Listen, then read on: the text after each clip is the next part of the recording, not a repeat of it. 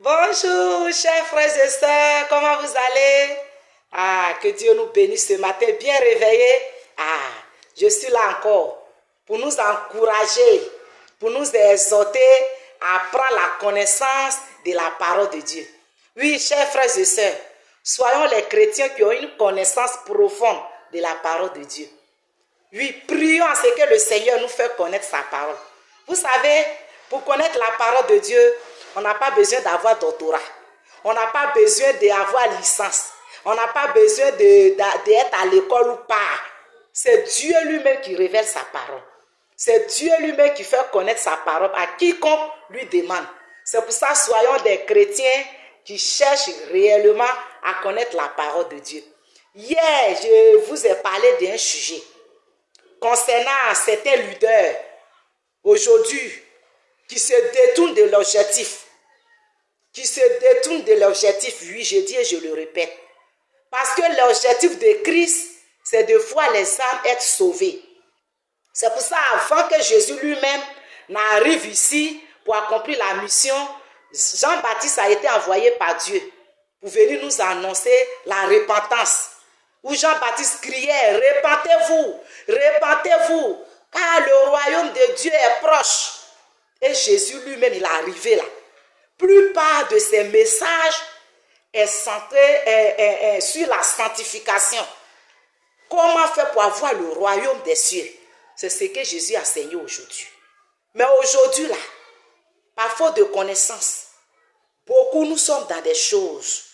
Aujourd'hui, comme hier je le disais, certains leaders aujourd'hui prennent le nom de Christ pour chercher les agents. Je dis et je le répète.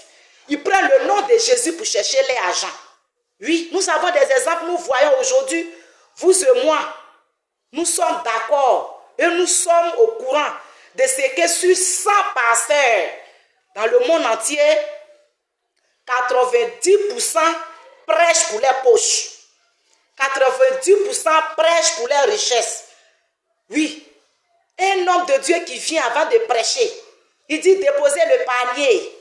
Parce qu'aujourd'hui là, on va faire poser des actes prophétiques. On va poser des actes prophétiques. Mon message s'adresse aujourd'hui aux hommes d'affaires, aux femmes d'affaires. Tu veux faire une affaire quelconque? Viens donner une offrande touchant à Dieu. Vous et moi, nous sommes au courant que ça se passe aujourd'hui dans le monde entier. Donc c'est pour ça, chers frères et sœurs, mon exhortation ce matin, ayons la connaissance de la parole de Dieu. Le donner n'est pas un péché, oui, mais un cœur touché, une vie transformée, une vie remplie de Saint-Esprit, se lève, fait son offrande selon ce que le Seigneur lui a mis à cœur. Se lève, il se donne à son frère, à sa soeur, comme le Seigneur lui a mis à cœur. Ce n'est pas sur une pression.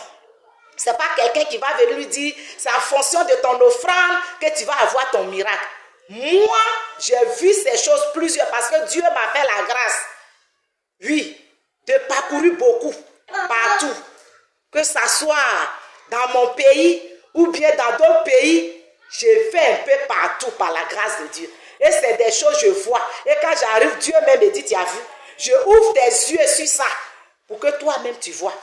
Ces messages aujourd'hui, je suis en train de livrer ou en train de libérer là. Ça fait des années que j'ai reçu ces messages. Et je ne voulais pas les libérer. Et aujourd'hui, beaucoup sont dans ça, ils s'en vont en enfer. Beaucoup de leaders meurent sans Christ.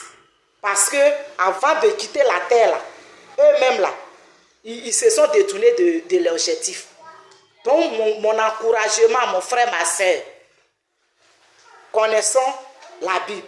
Parce que si nous connaissons la Bible, on va adorer le Seigneur dans la vérité.